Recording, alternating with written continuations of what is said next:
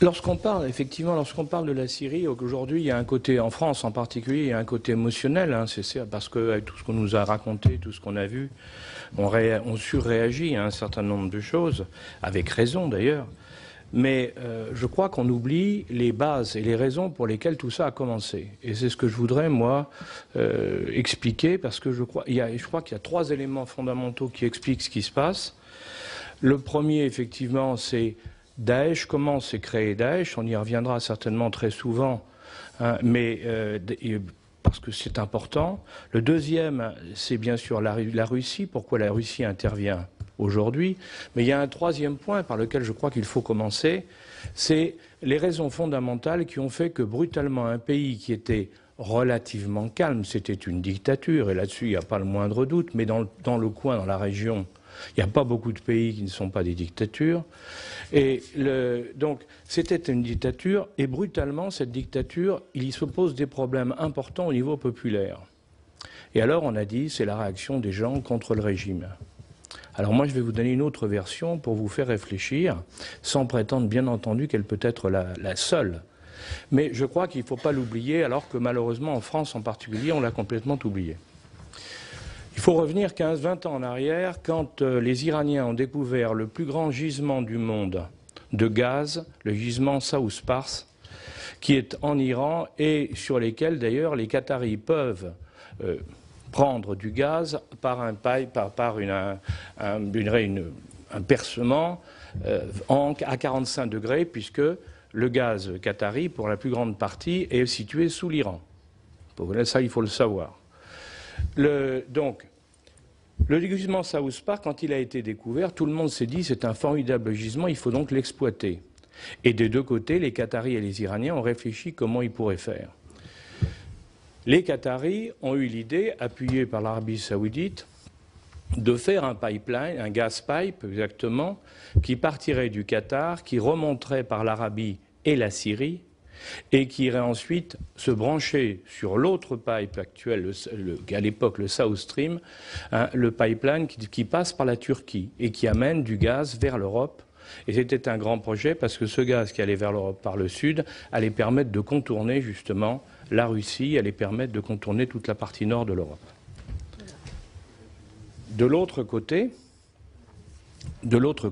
les Iraniens, eux, qui voyaient qu'ils allaient avoir une quantité importante de gaz disponible, et n'ayant pas de débouché du côté occidental, ont eu l'idée de faire un gas pipe qui irait de l'Iran par l'Irak, puisque les chiites contrôlaient l'Irak, hein, l'Iran vers l'Irak et de l'Irak vers la Syrie, pour faire un débouché gazier à côté du port de Tartous, donc en Syrie, et qui permettrait à ce moment-là aux Iraniens de vendre leur gaz vers tous les pays occidentaux, en particulier les pays autour de la Méditerranée, la partie nord, c'est-à-dire la France et les autres. Ce projet a pris forme en 2010. En 2011, le président Bachar a eu entre les mains les deux dossiers. La proposition qatari de faire un pipe qui passerait par la Syrie pour aller vers la Turquie, et la proposition iranienne d'aller directement de l'Iran vers la Méditerranée. En 2011, il y a eu des accords signés, donc c'est tout à fait officiel ce que je vous raconte. Hein.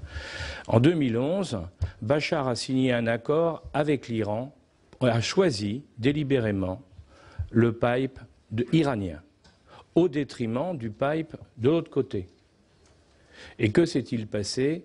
Sans aucun doute, pure coïncidence, 3 semaines après, les troubles ont commencé. On peut donc s'interroger légitimement pour se demander si c'est une guerre de libération ou une guerre gazière. Quand on s'étonne de l'arrivée de la Russie, il ne faut pas oublier, que, je le rappelle aussi, que la Russie a une base militaire à Tartous. La base militaire à Tartous, c'est la seule base russe en Méditerranée. Donc pour eux, elle est totalement stratégique. Et il n'est pas question qu'on y touche. Il est intéressant de voir que les Russes n'ont pas bougé dans l'affaire syrienne jusqu'à un moment précis. C'est quand les groupes rebelles de tous ordres, hein, Jamal al-Nosra, Daesh et autres, sont arrivés à moins de 30 km de Tartous et ont commencé à tirer sur la zone qui était contrôlée par les Russes. Et ça, pour les Russes, il était inacceptable qu'ils puissent perdre cette base.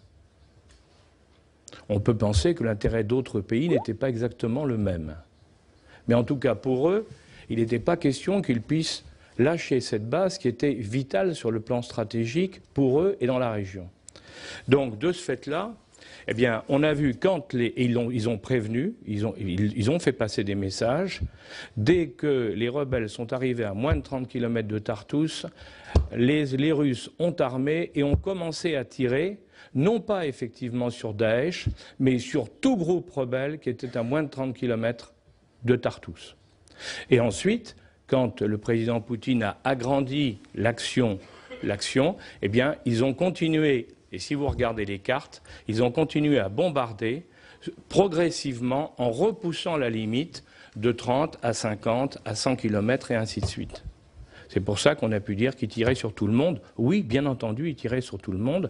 Leur problème n'était pas du tout ce qu'on a pu dire. Le problème était la sécurisation absolue de Tartous.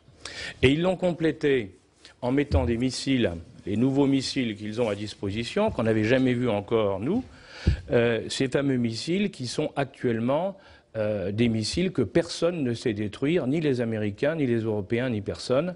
Et la base de Tartous est protégée par ces missiles qui font qu'il y a une zone d'exclusion aérienne dans laquelle personne ne peut passer. Et ça va tellement loin qu'il y a une négociation entre les Russes et les Israéliens également, parce que les Israéliens continuent à survoler pour des raisons d'information et de surveillance de zones, surveillent y compris la zone de Tartous, et ils ont passé un accord avec les Russes pour éviter que sur cette zone-là, ils se fassent tirer par les missiles, un peu comme les Turcs ont tiré un avion russe.